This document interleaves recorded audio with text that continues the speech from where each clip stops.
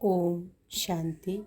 आज 8 जुलाई 2025 की साकार मधुर महावाक्य है। आज की मधुर महावाक्य में बाबा बोले, मीठे बच्चे, यह तुम्हारा जीवन बहुत बहुत अमूल्य है, क्योंकि तुम श्रीमत पर विश्व की सेवा करते हो। इस हेल को हेवन बना देते हो।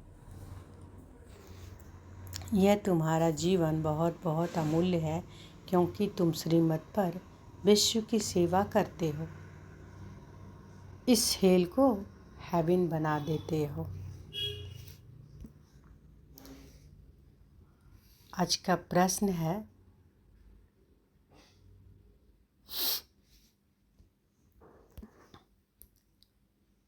खुशी गायब होने के कारण तथा उसका निवारण क्या है? खुशी गायब होने का कारण तथा उसका निवारण क्या है? उत्तर है, खुशी गायब होती है पहला, देह अभिमान में आने के कारण। दूसरा, दिल में जब कोई शंका पैदा हो जाती है तो भी खुशी गुम हो जाती है।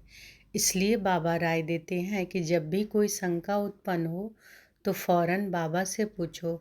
देही अभिमानी रहने का अभ्यास करो तो सदैव खुशी रहेंगे।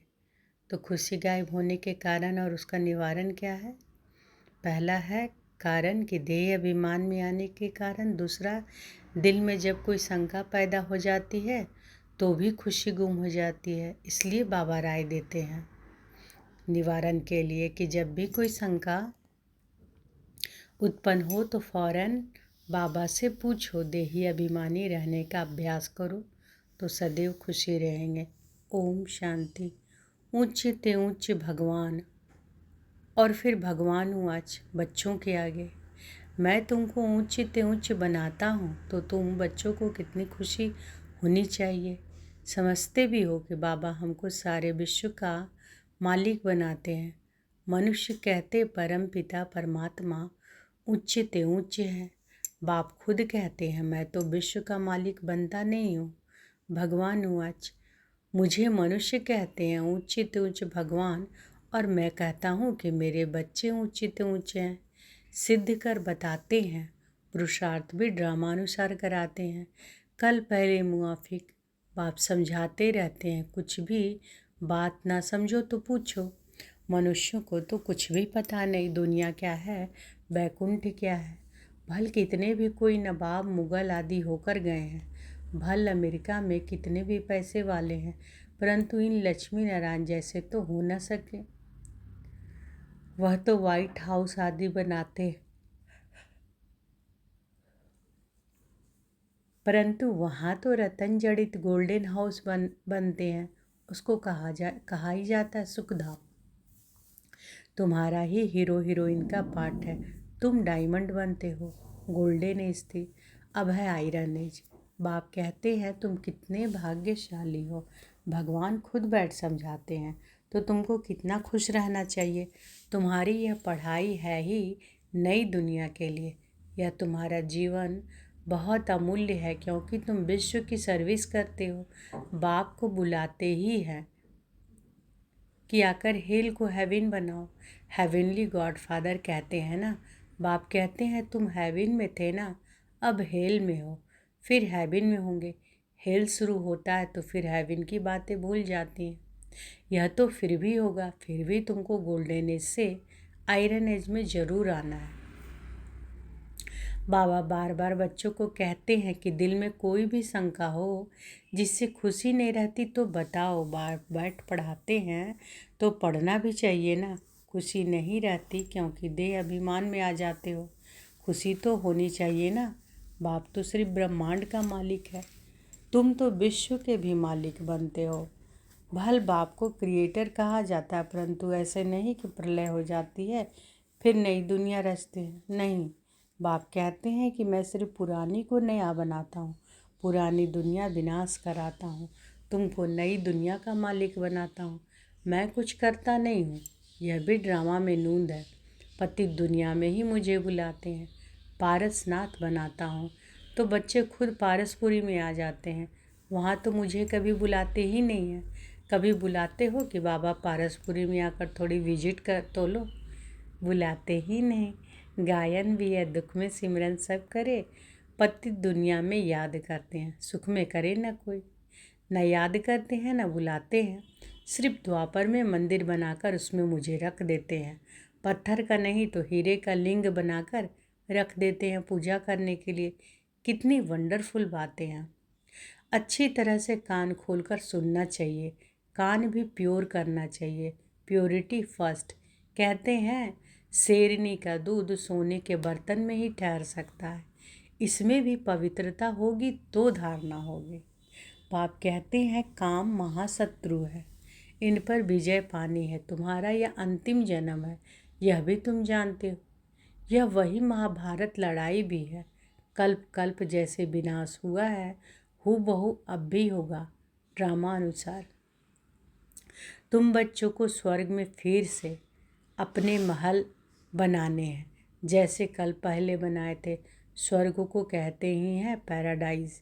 पुरानों से पैराडाइज अच्छा निकला है। कहते हैं मानसरोवर में परियां रहती थी, उसमें कोई टुबका लगाए तो परी बन जाए। वास्तव में है ज्ञान सरोवर, उसमें तुम क्या से क्या बन जाते हो। शोभनिक को परी कहते हैं, ऐसे नहीं कि पंखों वाली कोई परी होती है। जैसे तुम पांडवों को महावीर कहा जाता है, उन्होंने फिर पांडवों के बहुत बड़े बड़े चित्र, गुफाएं आदि बैठ दिखाई है। भक्ति मार्ग में कितने पैसे बर्बाद करते हैं। बाप कहते हैं कि हमने तो बच्चों को कितना साहूकार बनाया, तुमने इतने सब पैसे कहाँ किए। भारत कितना साहूकार था। अभी भारत का क्या हाल है, जो जो 100% सॉल्वेंट था अब 100% इंसॉल्वेंट बन पड़ा है। अभी तुम बच्चों को कितनी तैयारी करनी चाहिए।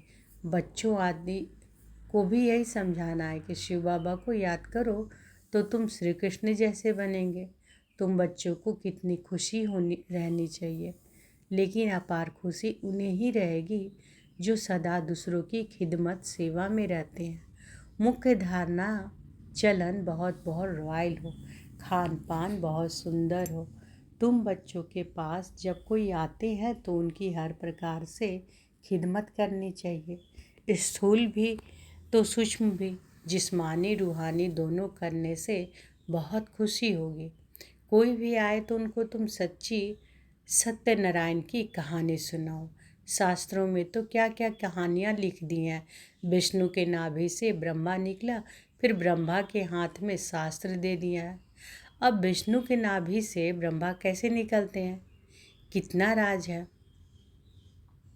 और कोई इन बातों को कुछ समझ ना सके। नाभि से निकलने की तो बात ही नहीं है। ब्रह्मा सो विष्णु, विष्णु सो ब्रह्मा बनते हैं। ब्रह्मा को विष्णु बनने में सेकंड लगता है। सेकंड में जीवन मुक्ति कहा जाता है। बाप ने साक्षात्कार कराया, तुम विष्णु का रूप बनते हो। सेकंड में निश्चय हो गया, बिना साक्षात्कार भी हुआ। नहीं तो कलकत्ता में जैसे राजाई ठाठ से रहते थे, कोई तकलीफ नहीं था, बड़ा रॉयल्टी से रहते थे।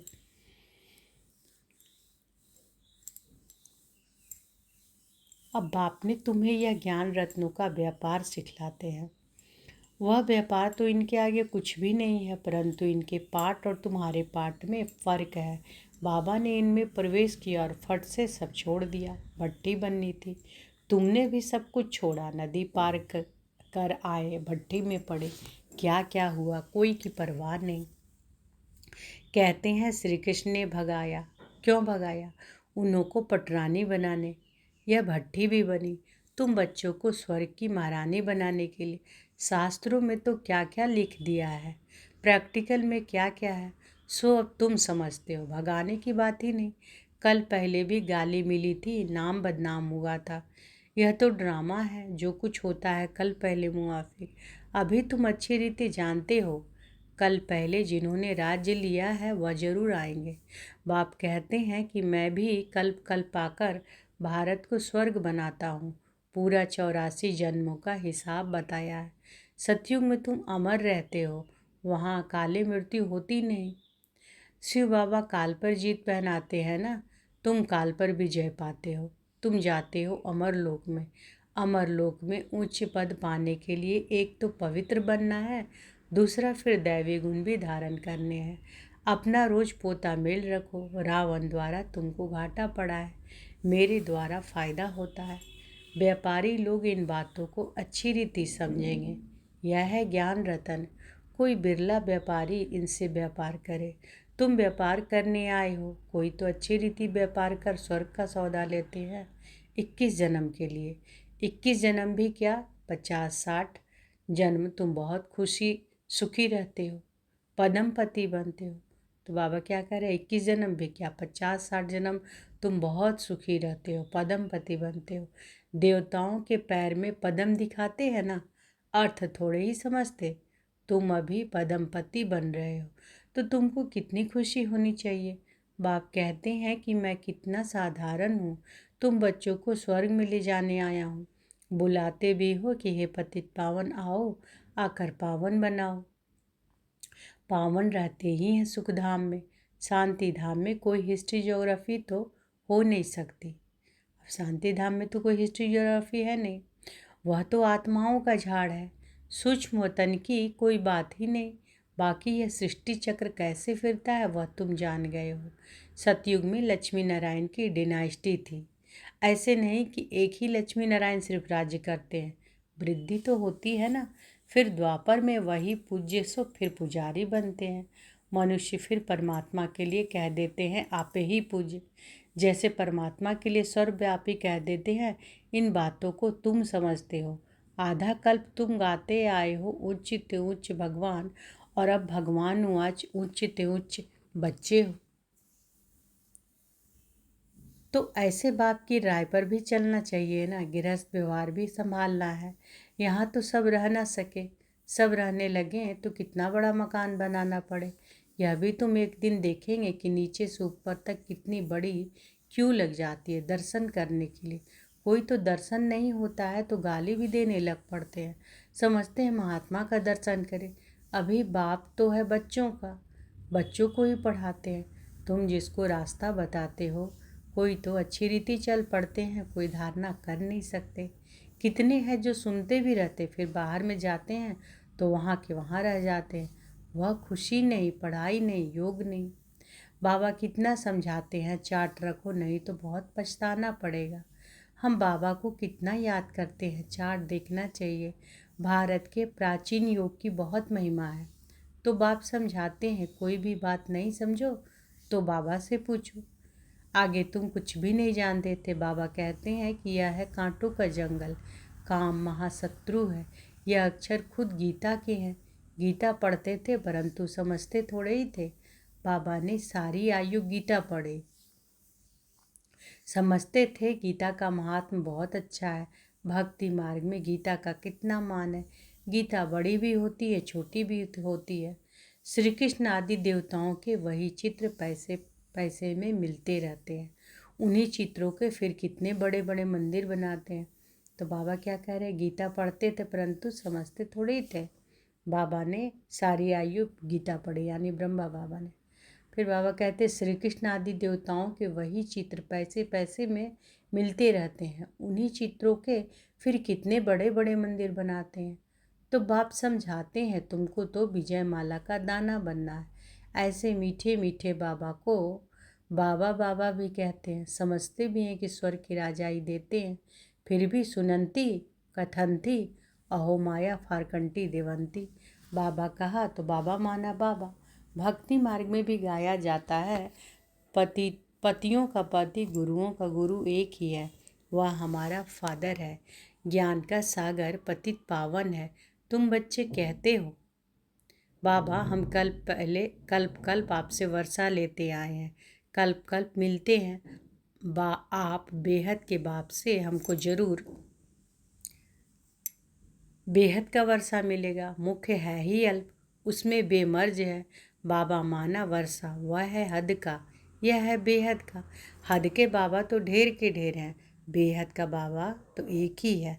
अच्छा, मीठे मीठे 5000 वर्ष बाद फिर से आकर मिलने वालों बच्चों प्रति बाप दादा का याद प्यार और गुड मॉर्निंग। रूहानी बाप की रूहानी बच्चों को नमस्ते। हम रूहानी बच्चों की रूहानी माता पिता बाप दादा को याद प्यार, गुड मॉर्निंग और नमस्ते नमस्ते नमस्ते। शुक्रिया बाबा, शुक्रिया। धारणा के लिए मुख्य सार पहला, स्थूल सूक्ष्म खिदमत सेवा कर अपार खुशी का अनुभव करना और कराना है। स्थूल सूक्ष्म खिदमत यानी सेवा कर अपार खुशी का अनुभव करना और कराना है। चलन और खान पान में बहुत रॉयल्टी रखनी है।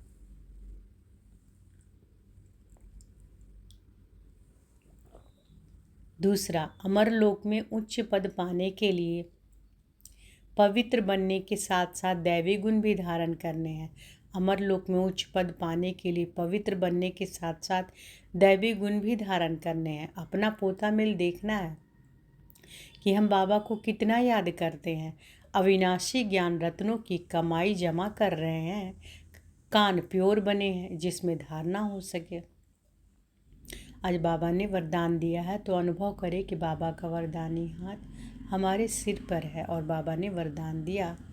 सेवा करते हुए याद के अनुभवों की रेस करने वाले सदा लवलीन आत्मा भाव।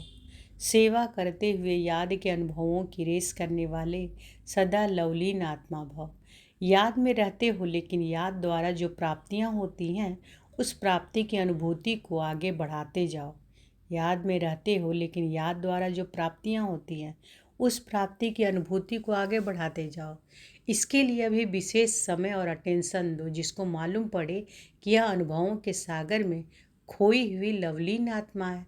जैसे पवित्रता शांति के वातावरण की भासना आ जाती है वैसे श्रेष्ठ योगी लगन में मगन रहने वाले हैं। यह अनुभव हो। नॉलेज का प्रभाव है लेकिन योग के सिद्धि स्वरूप का प्रभाव हो। तो बाबा क्या कर रहे हैं, नॉलेज का प्रभाव लेकिन योग के सिद्धि स्वरूप का प्रभाव हो। सेवा करते हुए याद के अनुभव में डूबे हुए रहो। सेवा करते हुए याद के अनुभव में डूबे हुए रहो। याद की यात्रा के अनुभवों की रेस करो। स्लोगन है, सिद्धि को स्वीकार कर लेना अर्थात भविष्य प्रारब्ध को यहाँ ही समाप्त कर लेना। सिद्धि को स्वीकार कर लेना अर्थात भविष्य प्रारब्ध को यहाँ ही समाप्त कर देना। अव्यक्त इशारे हैं, संकल्पों की शक्ति जमा कर श्रेष्ठ सेवा के निमित्त बनो। संकल्पों की शक्ति जमा कर श्रेष्ठ सेवा के निमित्त बनो। जितना जितना आप बच्चे श्रेष्ठ संकल्प की शक्ति से संपन्न बनते जाएंगे उतना श्रेष्ठ संकल्प की शक्तिशाली सेवा का स्वरूप स्पष्ट दिखाई देगा। हर एक अनुभव करेंगे कि हमें कोई बुला रहा है, कोई दिव्य बुद्धि द्वारा शुभ संकल्प का बुलावा हो रहा है, कोई फिर दिव्य दृष्टि द्वारा बाप और स्थान को देखेंगे। दोनों प्रकार के अनुभवों द्वारा बहुत तीव्र गति से अपने श्रेष्ठ ठिकाने पर पहुंच जाएंगे।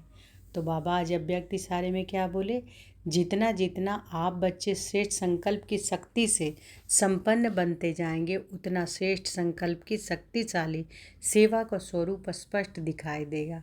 हर एक अनुभव करेंगे कि हमें कोई बुला रहा है, कोई दिव्य बुद्धि द्वारा शुभ संकल्प का बुलावा हो रहा है, कोई फिर दिव्य दृष्टि द्वारा बाप और स्थान को देखेंगे। दोनों प्रकार के अनुभवों द्वारा बहुत तीव्र गति से अपने श्रेष्ठ ठिकाने पर पहुंच जाएंगे। तो आज बाबा वरदान में क्या बोले कि सेवा करते हुए याद के अनुभवों की रेस करने वाले सदा लवलीन आत्मा भाव। याद में रहते हो लेकिन याद द्वारा जो प्राप्तियां होती है उस प्राप्ति की अनुभूति को आगे बढ़ाते जाओ। इसके लिए अभी विशेष समय और अटेंशन दो जिससे मालूम पड़े कि यह अनुभवों के सागर में खोई हुई लवलीन आत्मा है। जैसे पवित्रता शांति के वातावरण की भासना आती है वैसे श्रेष्ठ योगी लगन में मगन रहने वाले हैं। यह अनुभव हो। नॉलेज का प्रभाव है लेकिन योग के सिद्धि स्वरूप का प्रभाव हो। सेवा करते हुए याद के अनुभव में डूबे हुए रहो। याद की यात्रा के अनुभवों की रेस करो। तो आज की मधुर महावाक्य में बाबा क्या बोले कि यह तुम्हारा जीवन बहुत बहुत अमूल्य है क्योंकि तुम श्रीमत पर विश्व की सेवा करते हो, है ना। इस हेल को हेवन बनाते हो तो यह तुम्हारा जीवन बहुत बहुत अमूल्य है। खुशी गायब होने के कारण और निवारण में बाबा बोले कि गायब होती है देह अभिमान में आने के कारण, कि दिल में कोई शंका पैदा हो जाती है तो खुशी गुम हो जाती है। और निवारण के लिए बाबा बोलते हैं कि बाबा कहते हैं, राय देते हैं कि जब भी कोई शंका उत्पन्न हो तो फ़ौरन बाबा से पूछो। देही अभिमानी रहने का अभ्यास करो तो सदैव खुश रहेंगे। अच्छा, शुक्रिया बाबा, शुक्रिया। ओम शांति।